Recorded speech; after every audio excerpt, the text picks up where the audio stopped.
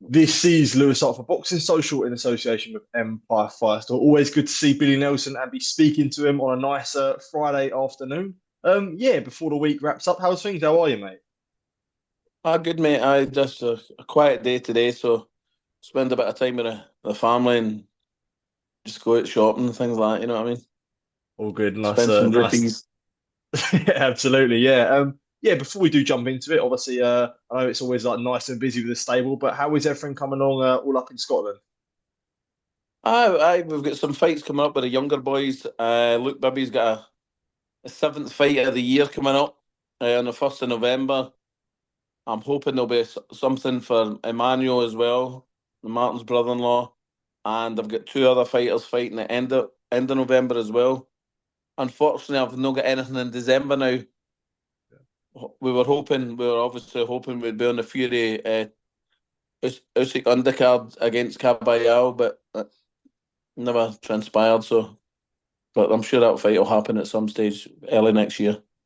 Yeah, absolutely. Yeah. Before we do get into that, I did actually want to touch on Luke Bibby as well, as you say, like someone that obviously you put a lot of time into. He's been very active this year. Yeah, big things expected for Luke. Very much so. He's one of the most improved for a boy. It's only been maybe just under a year. The improvement is astounding. A really really good fighter. What he needs is a good a big promoter behind him. Mhm. Uh, so there's a few notes of interest, but we'll see we'll see where it takes us. We're fighting the 1st of November, then we'll fight a title fight early part of next year. Mhm. Definitely. And you mentioned there about sort of the big promoters and um, sort of do you sometimes wish, I guess, for yourself that sometimes the big promoters in Scotland in general. I know you obviously got the good nights of Josh Taylor, but sort of as of recent, it deserves a little bit more love. I know there was a show on last week that was on the zone, but do you sort of wish that there was sort of I guess in the big promoters there was a little bit more love shown to Scotland? Very much so. There's some good talent up here. I mean, look, Bibby in a year's time, look, Bibby will fight anybody in Britain. I mean, he's already went down and sparred Josh Taylor and done exceptionally well, and he done well against the Irish kid Pierce O'Leary, but I think he's a light welterweight, isn't he? But Yeah, he's super. Yeah, he's holding his own and he's improving. That's the most important thing. But listen, in a lot of cases, English promoters once you're north of Manchester, you forgot about it, ain't you? yeah, yeah, And in definitely. some cases, it's further south, which is very unfair because some good talent up here, including Sean Lazzerini, who is a ferocious puncher. That boy's gonna go places. Just picking this back up again, but on touching on to Sean, when you've got a fighter like himself who's had such a good amateur pedigree and is such a good amateur and the natural ability is already there, like how much tweaking would you say you have to sort of get him adapt to the program where he's already sort of got such good ability in a sense? No, there's quite a bit, and all top amateurs as well. The professional game's completely different. Uh, he's learned to sit down their shots, pace herself a bit better. There's a whole lot of things that have got to be done. But he's very much one that's willing to learn, and that's a big plus. You know what I mean? But I I know his promoter is talking to promoters in England, so hopefully we can get something very very quickly on that because that's what he needs. He shouldn't be a boxer of his ability shouldn't be boxing on small shows in Scotland. They should be on the big TV shows live on the telly.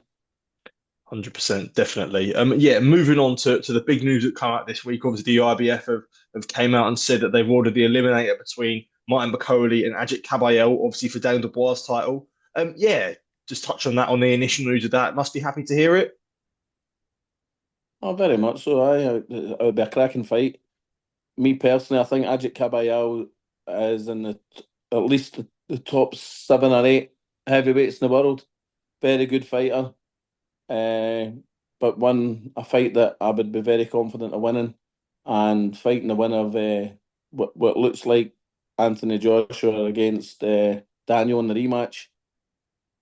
I'd be very confident of beating both of them. Just touching on that there about Caballero, it seems like Bakole and Ajit as well. They've both been sort of the boogeyman of the heavyweight division in terms of sort of struggling to get matchups. But everyone knows how much ability. When you've got them two guys, you think it makes for a really, really exciting fight? We'll see. It could be. It could be. I don't think Yeah. anybody. I don't think anybody in the world now will beat Bakole. And that's me. I know people probably on your comments saying, "Oh, he's talking shite." He's talking. Well, I've not talked much shite since lately ever. Yeah, I was going Has to there say been a that. better has there been a better heavyweight performance than Martin Bakole's against Anderson this year for a heavyweight? You asking me? I'm asking you. Yeah, I'd say that was a good performance. I think as a heavyweight, people probably argue sort of Dubois and AJ would come close to that as well. Yeah. Because it was top of the bill at Wembley. Yeah, you've got credit where credit's due. That was a good performance with Daniel. It really was a good performance, Yeah. But as equally as it was good by Daniel, it was a bit poor of AJ's, wasn't it? Poor Yeah. performance. Yeah, but you saying that there about sort of the things with Martin as well, and I saw a tweet from Michael Buffer, sorry, saying that he wants to see Bakole back. Does it feel good now? I guess you've been banging on it for so long, but he is sort of now finally getting the flowers he sort of deserves. And believe me when I tell you, he's not reached his peak or anywhere near his peak yet. I've never ever seen Martin been hurt and spun. He had one bad night against Hunter when he shouldn't have been even in the ring. So see as far as me and Martin are concerned, credit to Hunter, he had to win. He done what he had to do. But we've erased that for our memory because he shouldn't have been in the ring that night. Other than that, Martin's never even been hurt in a fight. Yeah. So it shows you a level of ability he's got, and he's not peaked yet. Do you think the Caballero fight happens? Be confident that ends up happening? Yeah, that could happen. Oh, I hope it happens January, February. This, there's something going to be put in place very, very quickly. A proposal for a fight to happen somewhere, and hopefully that transpires. One name I did want to ask you about, and this fight obviously isn't next for mine, but it was Zhilei Zhang. I think a lot of people after Bakole's performance against Jared Anderson were sort of calling for that fight. And I think it's obviously a fight that you would have been well up for, but why didn't it end up happening? Because Zhang's team didn't want it. Whether it be Zhang himself, his coaching team, or Frank Warren, it's one of the three. We wanted it. We would have took the fight in a heartbeat, no problem. No problem. Kabayel's a harder fight than Zhang for Martin Bakole. I guess does it feel disappointing though that obviously I know you as you say that you'd rather the Caballero fight, but is there some disappointment in the sex because Zhang that would have definitely been a fight that would have sort of captured the fans' imagination in a sense. No, because we're now fighting for the mandatory position for the IBF. We're already basically mandatory for the WBA. We're number one. So it gives Martin two opportunities. He'll be mandatory for the WBA, probably, and mandatory for the IBF if we beat Ab Kabayel. So it's actually worked out better. Although I was looking forward to that fight. It would have even been better to fight him in China in front of all the people and beat him there. That's what we want to do. But Zhang's next fight, you're not going to be disappointed in for what I've heard. So okay, that's interesting. Then. That's definitely interesting. But actually asking yourself that with him being WBA, with Martin being WBA number one, and obviously being an IBF eliminator, is there any would you sort of like a crack at Usyk or Dubois? Like, is there a preference for yourself on whoever you like if you had number one pick? Usyk will not fight Martin, and it wouldn't surprise me in the slightest if Daniel vacated rather than fight Martin as well. Well, I guess. So, what makes you say that? Because they've been in the ring with each other before. That's Martin will stop Zhang. Yes, Martin will stop Usyk, and he'll obliterate Daniel Dubois. Is it? Martin was Martin wasn't fully fit when he sparred Daniel. I'd say he would have been about 70% fit, and schooled him, stopped him, made him quit, and he broke his nose. He's got some stern stuff there as well. So yeah, I guess But with it's fact, it's true. Martin's already told people what happened. So, and I was there. Barry McGuigan was there. The gym, there was a good few people there. I'm not telling lies. no, not What? saying. And he's also stopped Usyk, as he's told you before, albeit I wasn't there. But why would they come out publicly live on Sky Sports and say that he stopped Usyk if he didn't? I mean, please. Also, Either way, what a fight that would be with Usyk. mhm, You know what I mean? mhm. But he is a fantastic.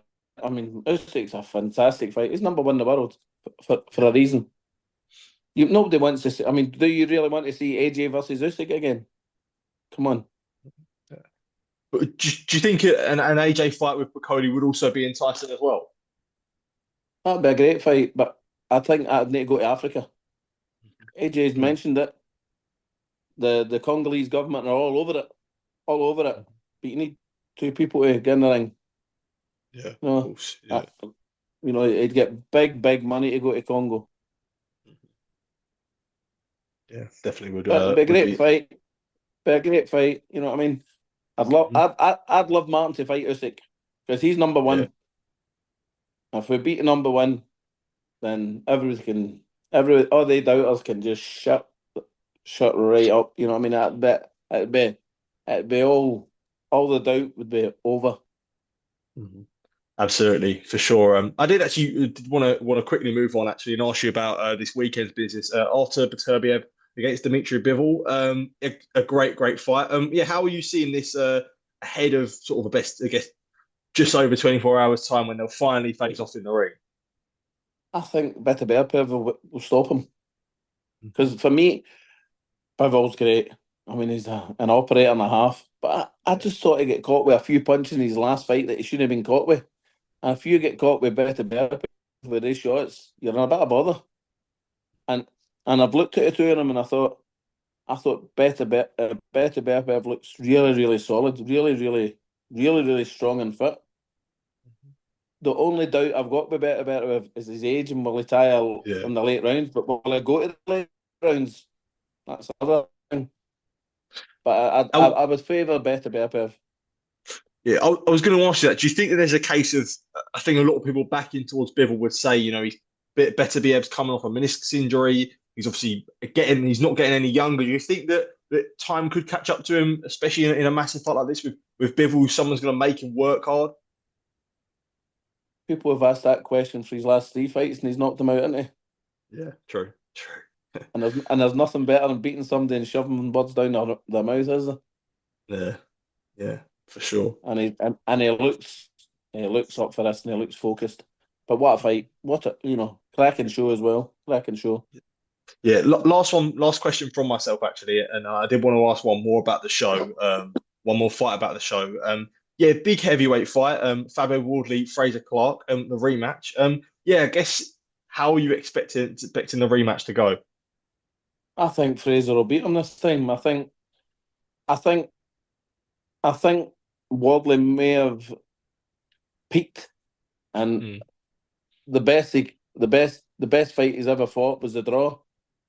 mm, I think Fraser Clarke can only improve on the fight because although he'd been 10 rounds with Marius Wack, it was 10 rounds at a very slow pace, and it wasn't a very competitive fight. Let's be perfectly honest. But he had 12 rounds there in that draw, which I thought he won. I think Wardley's been a wee bit delusional, thinking, well, okay, he put Fraser down a couple of was it twice? He put him down They twice put him down once, but then for once. Fraser, Uh, but he uh, had a point deduction as well. Fraser did as well, put, so as Fraser had the point deduction. yeah, he did Nah. for a low blow. But for me, he won at least eight of the 12 rounds with his Yeah. jab. I mean, it wasn't the fairies that made his face all marked up and bust up. It was Fraser's gloves that done that. I think he's Yeah, just got a tendency to ignore the fact and believe what he believes. But he's got to believe, he's got to give self-confidence. But I believe the person that can improve the most off that draw uh, would be Fraser Clarke, because he'd never been 12. He now knows he can go 12. And as long as he doesn't get caught with silly shots again, I think it could be a lot easier. It can make this fight a lot easier than the first fight, given the yeah, given the correct given the correct game plan and instructions. 100%. Yeah, last one from myself But before I but do that, by sign the off. way, by the Sorry, way, go on. by the way, it takes two to make a fantastic contest, Yeah, of of course. which that first fight was. And I'm far from knocking what's his name, Wardley. Far from Wardley, yeah. knocking him. He's done exceptionally well coming for the white collar scene to win the British title. So fair play to him as well. But I don't like his demeanour in his interviews. He's a wee bit in denial of what actually came the other way, rather than what he gave Fraser, if you know what I mean. Yeah, no, of course, yeah, yeah. I hear it. I hear it. It's definitely an interesting fight. And yeah, just lastly before I do sign off, touching back on the Caballero fight, is there, or Martin in general, when would you ideally like to see him out next? When do you think's the time now we could see Martin fight? End of January, beginning of February. Good time, interesting times. But If I mean, if if it doesn't go to Saudi, I mean, I think AJ against Fury will be February. Be great, a great fight to be the main event. That means the two winners fight.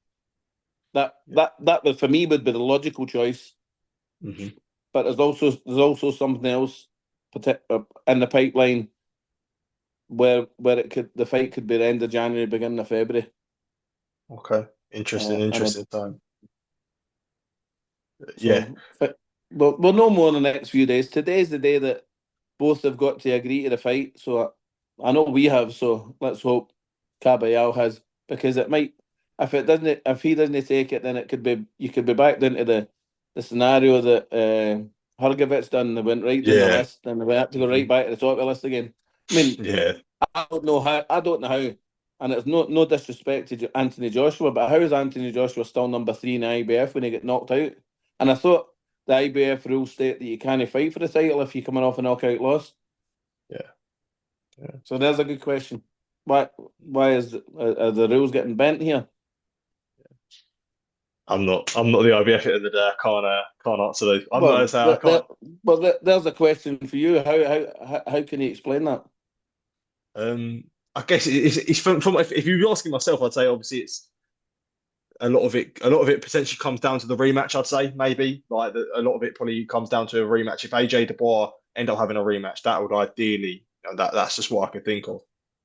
But how can you fight for a world title when if your organisation's rule says you can't fight for a world title coming off a knockout defeat? Um, I, It was I, the I, same. It was the same yeah, scenario when mm, Hrgovic tried to take Joker whilst he was on contract to fight Martin Bakole to fight for a final eliminator. The rules in the IBF stated if you're contracted to fight for a fight, you can't fight a final eliminator or an eliminator for the whilst you're under contract for a fight. That's how that fight gets scrubbed.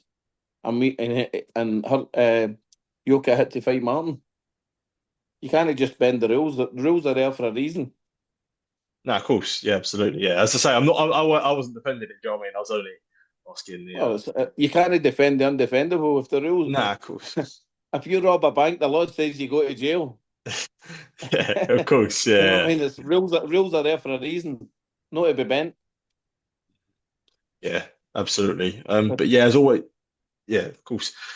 Billy, as always, a pleasure to be speaking to you. Always do appreciate catching up. You always got to keep me on my toes, mate. So I do appreciate it. No, no, it's not keeping you on your toes. It's fact, isn't it? It's fact. No, of course, yeah, of course. I'm not saying something that's not there in black and white. The Yeah, rules are no, no, no. rules. Yeah, no, of course.